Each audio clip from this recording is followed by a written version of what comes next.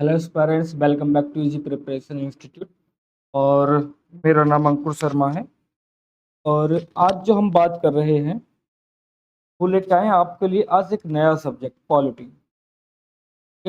और पॉलिटी में एक ऐसा टॉपिक जहां से क्वेश्चन लगातार पूछे जाते रहे हैं और आपको जनरल अवेयरनेस के लिए काफ़ी इंपॉर्टेंट होता है। हाँ जी, हम बात कर रहे हैं पार्लियामेंट की ना। We will discuss about the parliament in this class. संसद के बारे में बात करते हैं और वहां से क्वेश्चन, चाहे वनडे एग्जाम हो, चाहे कोई स्टेट पीसीएस का एग्जाम हो, चाहे यूपीएससी का एग्जाम हो, वहां से क्वेश्चन लगातार पूछे जाते रहे हैं और आगे भी पूछे जाते रहेंगे। ठीक है, तो मेरे साथ थोड़ा सा एक हेडिंग डाल देते हैं, फिर यहाँ से लिखना स्टार्ट कर देते हैं और समझना स्टार्ट करते हैं। जैसे कि अभी तक हम डिस्कस करते आए हैं वैसे ही डिस्कस करेंगे। अगर मैं बात करूँ किसी भी एग्जाम में पॉलिटी के क्वेश्चन के नेचर का, तो वहां पर कुछ अलग अलग प्रकार के नेचर्स देखे जा सकते हैं। जैसे कि वनडे एग्जाम को लेकर बात कर सकते हैं, या फिर स्टेट पीसीएस जो पीएससी होती है, पब्लिक सर्विस कमीशन होती है, उसको लेकर बात कर सकते हैं, या यूपीएससी बात कर सकते हैं। क्वेश्चन का नेचर जो रहता है वो लगभग सेम ही है, क्योंकि वहां पर करंट अफेयर्स से ओरिएंटेड क्वेश्चंस पूछे जाते रहे। लेकिन ऐसा भी नहीं है, क्योंकि जो पॉलिटी सब्जेक्ट ऐसा सब्जेक्ट है यहाँ पर हर कोई इंटरेस्ट लेता है, क्योंकि राजनीति की बातें होती हैं। लेकिन यहाँ पर राजनीति की बातें बिल्कुल अलग होंगी, मतलब फैक्ट पे बात हम करेंगे। किसी भी राजनीतिक विचारधारा को हम आगे नहीं बढ़ाते हैं और ना ही उसको सपोर्ट करते हैं, तो ये डिस्क्लेमर के रूप में हो सकता है। ठीक है, तो यहाँ से आगे बढ़ते हैं। अगर हम बात करते हैं क्वेश्चन के नेचर से, तो यहाँ पर कुछ प्रकार के क्वेश्चन पाए पूछे जा सकते हैं। अगर ओवरऑल पॉलिटी की बात कर लेते हैं, जैसे सबसे पहले क्वेश्चन पूछे जाते हैं उसके कॉन्स्टिट्यूशन डेवलपमेंट से, कि जो संविधान का विकास हुआ वो कैसे किया गया। फिर उसके बाद क्वेश्चन देखे जा सकते हैं फंडामेंटल राइट्स को लेकर या फिर सिटीजनशिप को लेकर। फंडामेंटल राइट्स और डीपीएसपी जो है, directive principles of state policy, और जो फंडामेंटल ड्यूटीज है वहां पर कंपेयर करने के लिए आ सकता है, आते हैं क्वेश्चन। और ये क्वेश्चन क्या आता है कि वहां का उनका सोर्स क्या है, ये सारे क्वेश्चन आते हैं। फिर अगर उसके बाद चलते हैं तो द यूनियन पार्ट 5, संघ। तो संघ में राष्ट्रपति वगैरह इन सबसे क्वेश्चंस आते हैं। और जो पार्लियामेंट एक सबसे इंपॉर्टेंट टॉपिक है, या तो फंडामेंटल राइट्स की बात कर सकते हैं इंपॉर्टेंट में, या फिर पार्लियामेंट, दोनों को ऊपर नीचे रख सकते हैं। क्योंकि यहाँ से कि बिल कैसे पास किया जाता है ना, और कौन सा बिल, जैसे मनी बिल है, ऑर्डिनरी बिल है, या जो ऑर्डिनेंस है, जो अध्यादेश है, और जो प्रेसिडेंट है उसकी कौन सी पावर है। जैसे आर्टिकल 123 123 में है ना, 123 में प्रेसिडेंट को पावर दी गई है कि वो ऑर्डिनेंस रिलीज कर सकता है, मतलब ऑर्डिनेंस जारी कर सकता है। तो उसके क्या क्या ग्राउंड होते हैं उनकी बात करेंगे, है ना। तो धीरे धीरे स्टार्ट करेंगे। आज जो मेनली हमारा टारगेट रहेगा वो टारगेट है पार्लियामेंट को लेकर, संसद को लेकर। तो एक हेडिंग डाल देते हैं, संसद।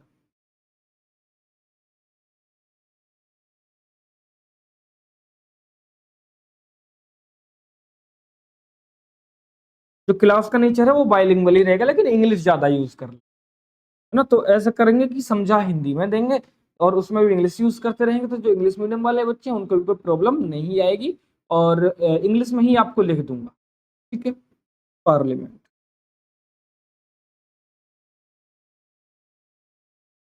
when we talking about the parliament, we says the parliament are make three bodies, है ना।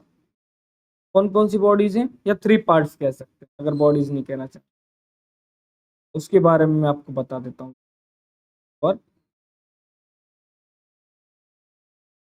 ठीक है, वो तीन बॉडीज कौन कौन सी हैं उनके बारे में लिख लेते हैं। फर्स्ट, सेकंड और थर्ड। फर्स्ट, सेकंड और थर्ड। फर्स्ट कौन से भाई साहब, जो फर्स्ट बॉडीज है वो है प्रेसिडेंट, राष्ट्रपति। ठीक है? और दूसरा council of state, council of state, है ना। या इसी को क्या बोलते हैं, इसी को अपर हाउस भी बोलते हैं। इसको क्या बोलते हैं एस्पायरेंट, अपर हाउस भी बोलते हैं। अपर हाउस का मतलब राज्यसभा, मतलब उच्च सदन बोलते हैं इसको, ये राज्यसभा भी बोलते हैं। तो दो भाग तो ये हो गए। और जो थर्ड भाग है हमारा वो है हाउस ऑफ द पीपल्स।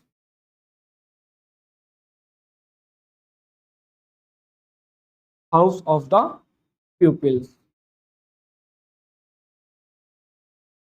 इसको क्या बोलते हैं, इसको लोअर हाउस भी कहा जाता है, निम्न सदन भी कहा जाता है, और इसको लोकसभा भी कहा जाता है। ठीक है एस्पायरेंट्स, तो यहां तक हमने देख लिया। अब मेरा कहने का मकसद यहां से ये था कि जो प्रेसिडेंट है और जो वाइस प्रेसिडेंट है इनको एक किसी एक पर्टिकुलर क्लास में डिस्कस कर लेंगे।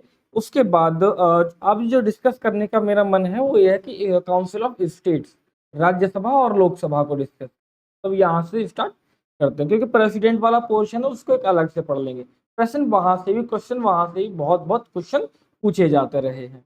ठीक है, तो नेक्स्ट हेडिंग डाल देंगे काउंसिल ऑफ स्टेट या राज्यसभा, जो भी लिखना चाहते हैं। काउंसिल ऑफ स्टेट्स, राज्य सभा। Council of states, when see the council of states, we have know that it is a permanent house, it is a permanent house।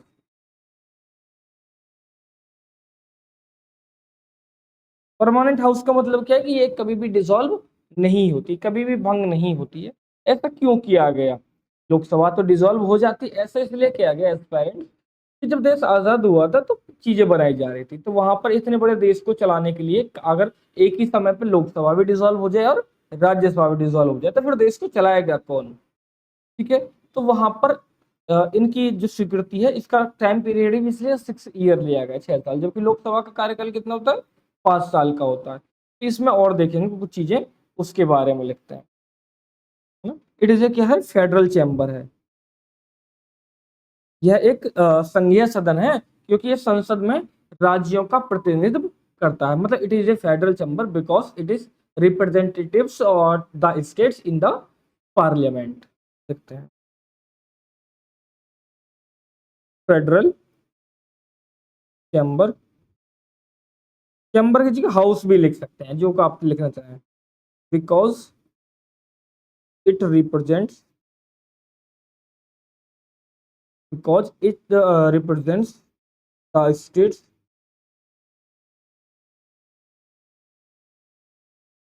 In the parliament, in the parliament. अगर aspirants में इसकी maximum strength की पूछूं कि इसमें कितने लगभग अधिकतम सदस्य बैठ सकते हैं, तो मैक्सिमम स्ट्रेंथ की जब हम बात करते हैं इन लोकसभा, सॉरी राज्यसभा,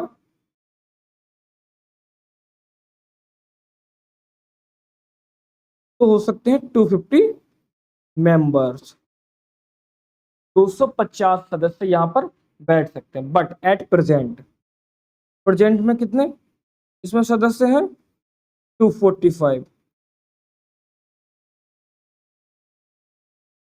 अभी चुनाव कितने पता है, 245 पर होता है। 245 पे मतलब चुनाव भी और जो कुछ नॉमिनेटिव इसमें किए जाते हैं, दोनों की बात करेंगे। जैसे कि अगर हम बात करें 245 की, तो 245 में से जो 12 सदस्य हैं, 245 में से जो 12 मेंबर्स हैं उनको राष्ट्रपति के द्वारा नॉमिनेट किया जाता है, जो कि आर्ट के जो लिटरेचर है, जो साइंस है, जो मेडिकल है, मतलब जो सोशल सेक्टर है वहाँ के वो लोग हो सकते हैं।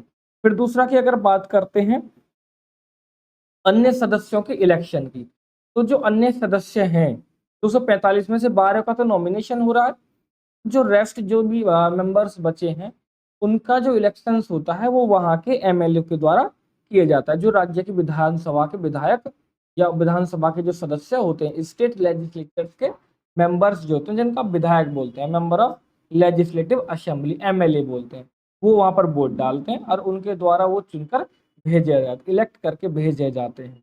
और जो इनका टाइम पीरियड है पेरेंट्स, मैंने आपको बताया कि जो राज्यसभा है, जो काउंसिल ऑफ स्टेट्स है, उसका जो टाइम पीरियड है 6 ईयर का है। बट जो 1/3 मेंबर्स हैं वो एवरी 2 ईयर्स पर क्या होते रहते हैं, रिटायर होते रहते हैं और उनकी जगह पर न्यू सदस्य का अपॉइंटमेंट होता रहता है। ठीक है, तो यहाँ पर क्या पता चला सॉरी, है ना, वॉइस थोड़ा सा हो रहा है। तो पहला क्या है कि भाई एक तो federal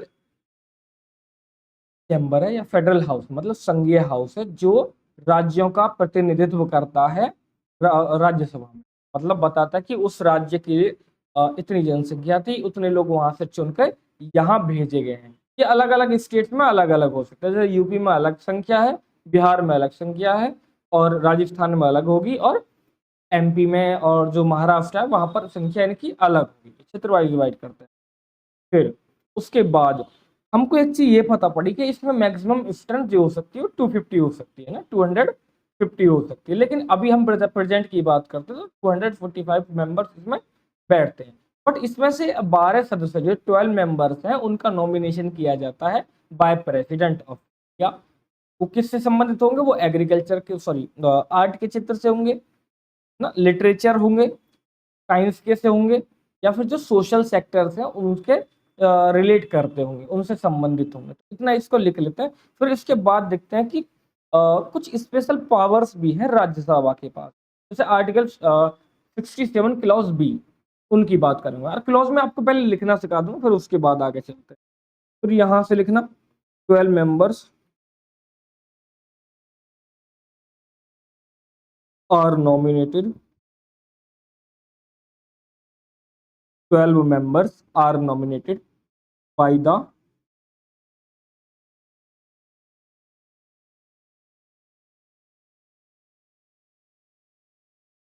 the president from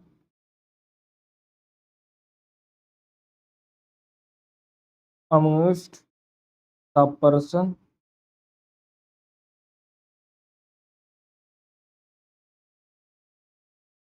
having special knowledge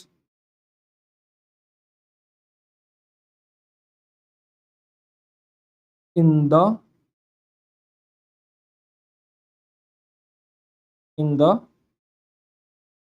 field of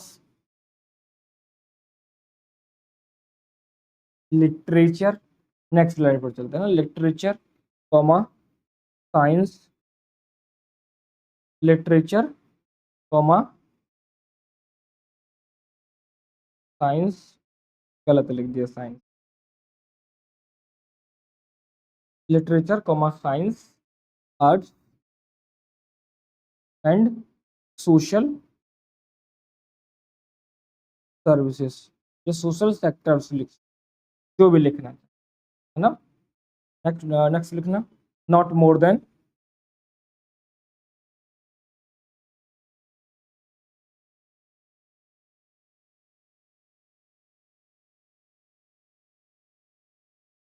238 representatives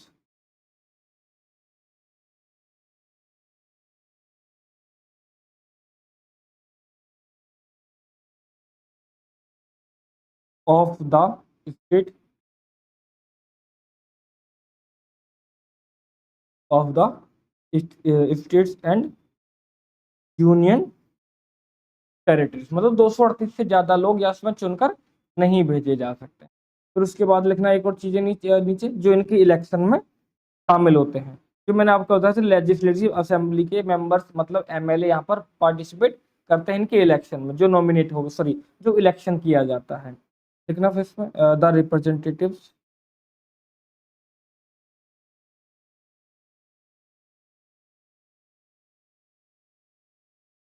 the representatives of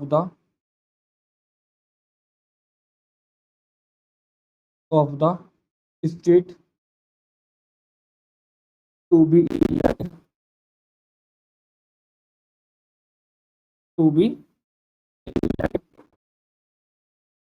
by the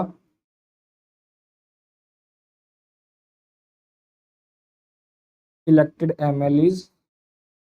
MLA समझ जाना, जो विधायक होते हैं ना उन्हीं को एमएलए बोलते हैं, MLA of the states of the state by the method of proportional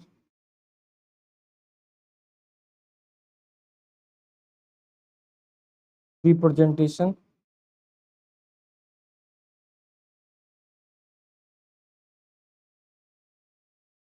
with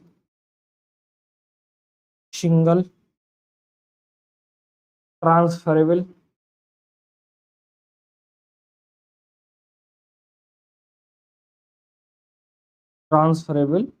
vote system। Vote system ठीक है, इसको अंडरलाइन कर लेंगे, ये एक्टिवेट नहीं है तो इसको छोड़ देता है सिंपली पेन से। तो ये लिखा है ना, सिंगल ट्रांसफरेबल वोट सिस्टम, मतलब हमने एमएलए को चुना। एमएलए किसको चुन रहे हैं? इनको चुन रहे हैं, मतलब आप लोग इनके चुनाव में भाग नहीं लेते हैं। आप लोग मतलब मैं जो आम जनता है वो इसमें चुनाव में भाग नहीं लेती। चुनाव में वो कौन भाग लेते हैं? एमएलए, जो आपके द्वारा चुनकर भेजे गए हैं। ठीक है, अब एक नेक्स्ट हेडिंग दे देते हैं, special power of Rajya Sabha. Special power of Rajya Sabha की, जो राज्यसभा की विशेष शक्तियां हैं वो कौन कौन सी हैं?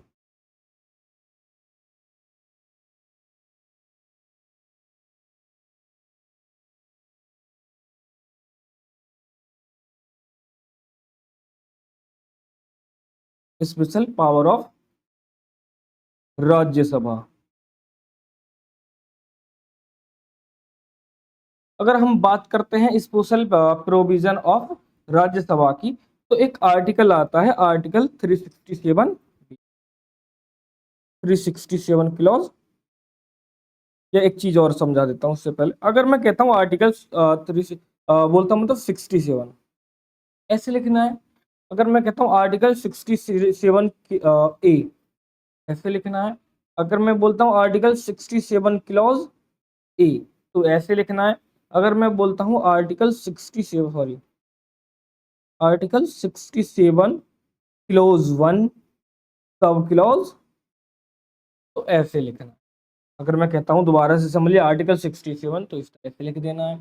अगर मैं कहूँ आर्टिकल 67 ए तरह से लिख देना है। अगर मैं कहूँ आर्टिकल 67 क्लॉज ए तो इस तरह से लिखना है। अगर मैं कहूँ article 67 clause A sub clause, sorry article 67 clause 1 sub clause A, इस तरह से लिखना है। जो इसमें नहीं है, ये जो मैंने लिखा है ये इसमें नहीं है, लेकिन मैंने समझाने के लिए लिखा है।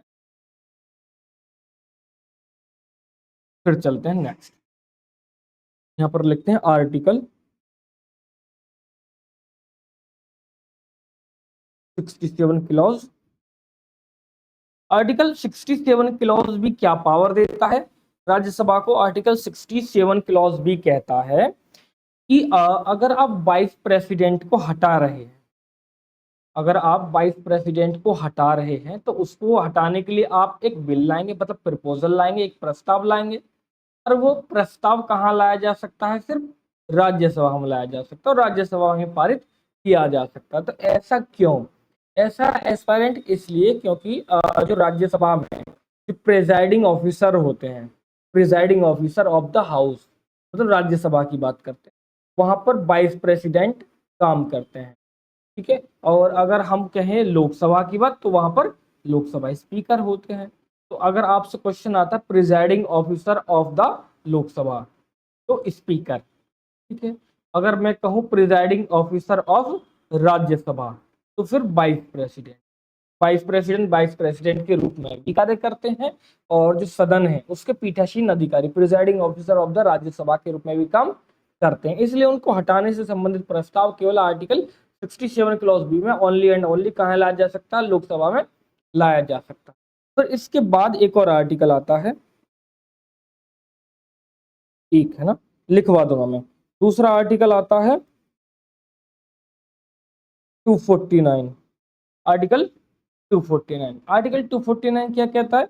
आर्टिकल 249 कहता है कि यदि राज्यसभा अपने विशेष बहुमत से, स्पेशल मेजोरिटी। स्पेशल मेजोरिटी का मतलब उपस्थित और मत देने प्रेजेंट एंड वोटिंग मेंबर का 2/3 ना। अगर राज्यसभा अपने प्रेजेंट एंड वोटिंग मेंबर का 2/3 मतलब ब्रैकेट में लगेंगे स्पेशल मेजोरिटी के द्वारा संसद से ये आग्रह करती है कि नेशनल इंटरेस्ट में स्टेट लिस्ट के किसी सब्जेक्ट पर कानून बनाया जाए, तब संसद वहां पर कानून बना सकती है।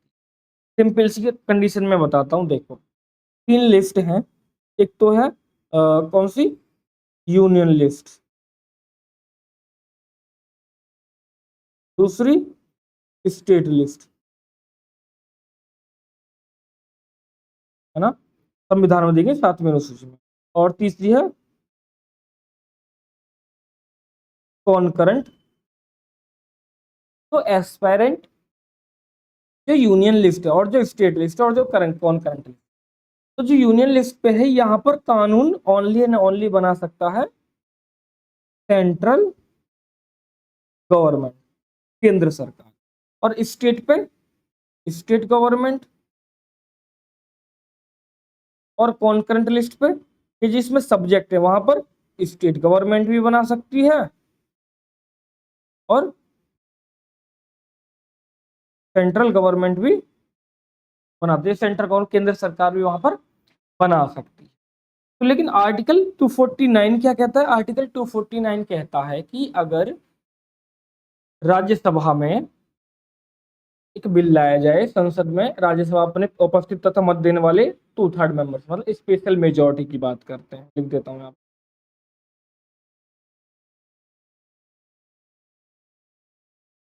स्पेशल मेजोरिटी से कोई बिल लाती है और नेशनल इंटरेस्ट में मतलब राष्ट्रीय हित में कोई कानून स्टेट लिस्ट पर बनाने के लिए संसद से विनम्र निवेदन करती है, आग्रह करती है, रिक्वेस्ट करती है, तो संसद क्या कर सकता है, स्टेट लिस्ट के उस विषय पर शब्द कानून बना सकता है। लेकिन आर्टिकल 249 के जो बनाया गया कानून है वो सिर्फ एक बार में 1 वर्ष के लिए वैध होगा। तो उसकी मैक्सिमम टाइम लिमिट कितनी है, मानो मैंने बना दिया, जो स्टेट्स हैं जो राज्यसभा में वो लाए बिल इस तर एक काम करना कि आज से 10 बजे के बाद कोई भी नहीं घूमेगा रोड पे। तो बिल मैं लिया तो नेशनल इंटरेस्ट में कि चलो ठीक है, लेकिन वो 1 साल तक ही मान्य होगा। जैसे ही 1 साल मतलब 1 ईयर कंप्लीट हो जाएगा, वो बिल क्या कर दिया जाएगा, सॉरी वो कानून क्या हो जाएगा, समाप्त हो जाएगा, पूर्ण हो जाएगा।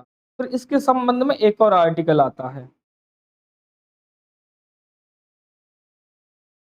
आर्टिकल 312। आर्टिकल 312 क्या कहता है पेरेंट्स, आर्टिकल 312 कहता है कि अगर राज्यसभा अपने उपस्थित तथा मत देने वाले मतलब इफ द राज्यसभा अपने जो प्रेजेंट है और जो वोटिंग मेंबर है उनके अगर 2/3 मेंबर के द्वारा बिल पास कराकर ऑल इंडिया सिविल सर्विस की बात करता है, तो संसद ऑल इंडिया सिविल सर्विस का फॉर्मेशन कर सकती। मतलब क्या कहता है आर्टिकल 312 कि अगर स्पेशल मेजोरिटी की बात करता है ना, मैं बताता हूँ क्या कहता है। आर्टिकल 312 कहता है कि अगर जो राज्यसभा है, अगर राज्यसभा अपने उपस्थित तथा मत देने वाले सदस्यों का 2/3 मतलब 2/3 प्रेजेंट एंड वोटिंग मेंबर्स का 2/3 एक बिल लाता है और उसको 2/3 बहुमत से पास करके भेज देता है संसद में, है ना, संसद का ही भाग है मतलब लोकसभा में भेज देता है, तो अब वहां पर कानून बनाया जा सकता है और ऑल इंडिया सिविल सर्विस का गठन किया जा सकता है नेशनल इंटरेस्ट में अगर जरूरत है तो अगर आता है क्वेश्चन की राज्यसभा की स्पेशल पावर क्या है जो सिर्फ राज्यसभा ही इंजॉय करती है, तो एक तो आर्टिकल जो आपके सामने है 370 सॉरी 67 क्लॉज बी, आर्टिकल 67 बी, फिर आर्टिकल 249, फिर आर्टिकल 312, ये तीनों आर्टिकल हैं। इनके क्या क्या कहा गया इनके बारे में एक एक करके लिखना स्टार्ट कर देते हैं। तो पहला हेडिंग डाल देंगे, पहला हम आर्टिकल लिख लेंगे article 67 clause B, 67 clause B लिखना है पेरेंट्स। नेक्स्ट स्लाइड पर चलते हैं, article 67 clause B. First point, first point लिखना है parents, under article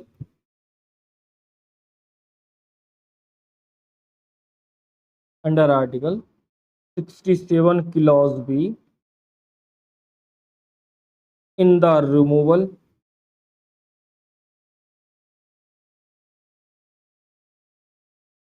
of the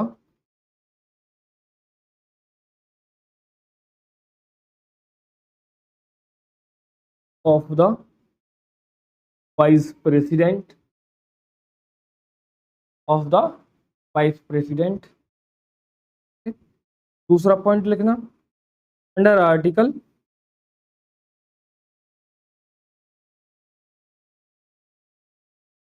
249 if the Rajya Sabha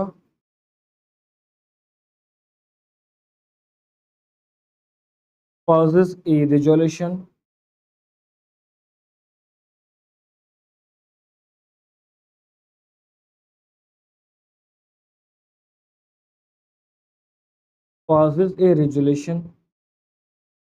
by a majority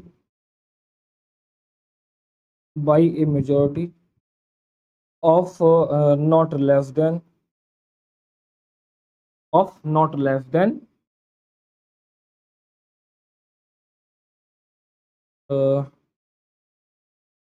minute, not less than 2/3 of the members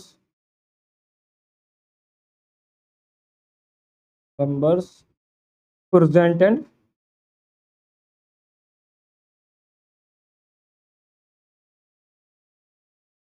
voting, authorizing the parliament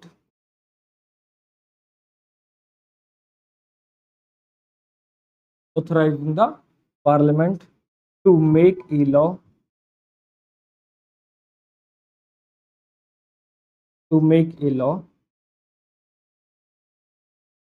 and is subject in the state list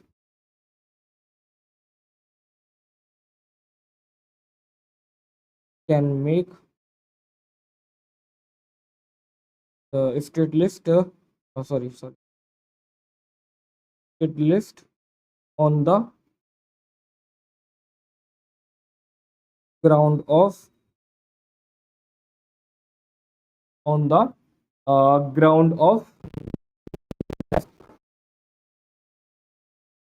interest,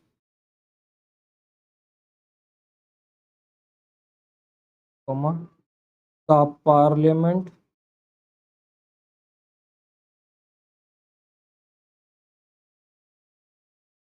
can make a law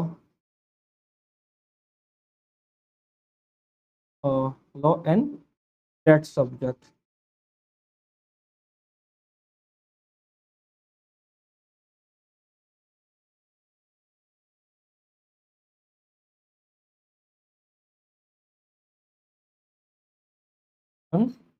that subject ठीक है, इतना हो गया। अब यहाँ पर एक note करके लिख लेंगे, जो मैंने बताया था ना कि अगर एक कानून बनाया जा रहा है तो फिर एक बार में 1 वर्ष के लिए लागू होगा, मतलब 1 टाइम में 1 ईयर तक वैलिड माना जाएगा, उसके बाद उसका समाप्त हो जाएगा। नोट लिखेंगे मेरे साथ aspirant.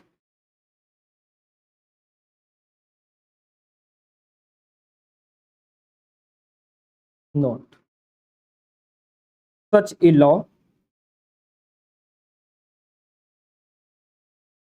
such a law can be valid only for 1 year at a time। 1 year at a time मतलब एक समय में 1 साल के लिए लागू किया जाएगा। फिर जो नेक्स्ट हमारा आर्टिकल है उसकी तरफ आ जाते हैं। आर्टिकल 312 क्या कहता है? आर्टिकल 312 लिखना, if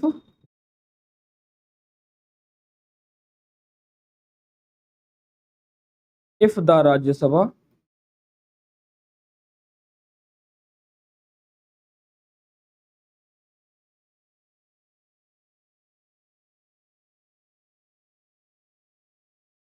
Rajya Sabha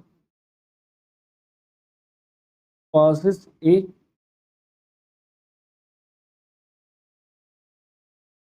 resolution authorizing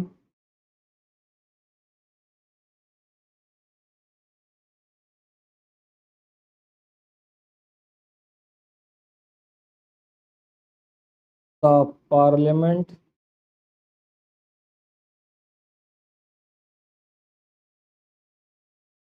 parliament to create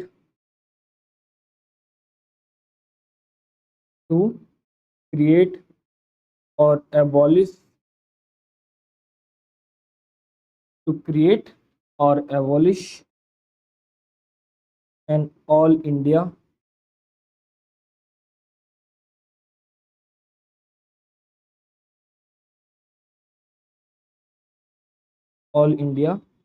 यहाँ पर कैपिटल बनाएंगे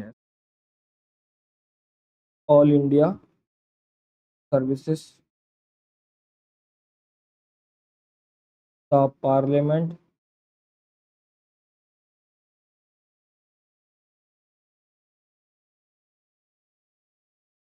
में by law create an all India service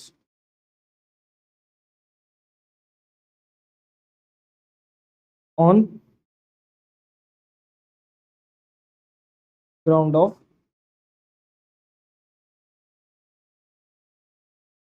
national interest on ground of national interest। आ गया समझ में? यहाँ तक कोई दिक्कत? यहाँ तक कोई दिक्कत? तो जो नेक्स्ट क्लास हम करेंगे एस्पायरेंट उसमें हम देखेंगे लोकसभा की बात। अभी हमने क्या देखा?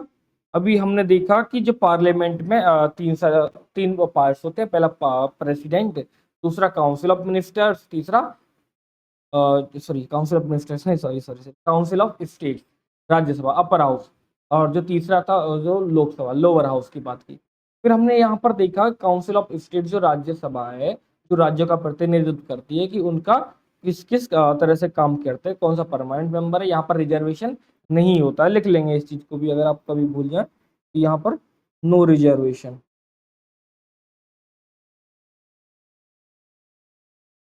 यहाँ पर आरक्षण नहीं होता है, ये आपको पता होना चाहिए। फिर हमने देखा कि इसकी में जो मैक्सिमम स्ट्रेंथ हो सकती है वो कितनी हो सकती है, 250 मेंबर्स की हो सकती है, और 245 मेंबर अभी तक यहाँ पर चुने जा रहे हैं। चुने जाने का मतलब इलेक्टेड भी हो रहे हैं और नॉमिनेटेड भी हो रहे हैं। लेकिन यहाँ पर है कि 238 से ज्यादा लोग यहाँ पर इलेक्टेड नहीं हो सकते हैं, और 12 मेंबर यहाँ पर क्या हो सकते हैं, इलेक्टेड सॉरी नॉमिनेटेड हो सकते हैं, जो आर्ट से हो सकते हैं, साइंस से हो सकते हैं, या फिर लिटरेचर से हो सकते हैं, या फिर सोशल किसी सेक्टर से हो सकते हैं, सोशल वर्कर हो सकते हैं। ये हमने देखा था। फिर उसके बाद हमने देखा था कि जो यहाँ पर रिप्रेजेंटेटिव्स है, जो उनका चुनाव हो रहा है, वो सिंगल ट्रांसफरेबल वोट सिस्टम के द्वारा किया जा रहा है। फिर हमने यहाँ पर देखा था जो special power of Rajya Sabha, article 67 clause B, 67 clause B, फिर उसके बाद आर्टिकल 249 और आर्टिकल 312, ये हमने देख लिया था यहाँ तक। अब जो नेक्स्ट क्लास में हम डिस्कस करेंगे वो नेक्स्ट क्लास होगी एस्पिरेंट्स हमारी लोकसभा की। तो नेक्स्ट क्लास में हम लोकसभा देख लेंगे और लोकसभा की स्पेशल पावर देख लेंगे। जैसे कि कुछ पावर हमने यहाँ पर देखा ना कि स्पेशल पावर है, सिर्फ ये लोग कहाँ पर काम किए जा सकते हैं, ये काम राज्यसभा में ही किए जा सकते हैं। तो कुछ काम ऐसे हैं, कुछ वर्क ऐसे हैं जो सिर्फ लोकसभा में ही किए जा सकते हैं, तो वहां पर उन चीजों को देख लेंगे जो लोकसभा के काम। फिर उसके बाद देख लेंगे कि दोनों पावर की इक्वल, दोनों हाउस की इक्वल पावर क्या है, मतलब कुछ कुछ वर्क्स ऐसे हैं जो लोकसभा में भी किए जा सकते हैं या फिर राज्यसभा में भी किए जा सकते हैं। तो फिर उसके बाद जो बिल कैसे पास किए जाते हैं, ऑर्डिनेंस कैसे जारी किए जाते हैं, ये सारी चीजें एक एक करके धीरे धीरे करके इसमें पढ़ लेंगे। तो आज की क्लास के लिए इतना ही रहने देते हैं, मिलते हैं नई क्लास में, तब तक के लिए जय हिंद।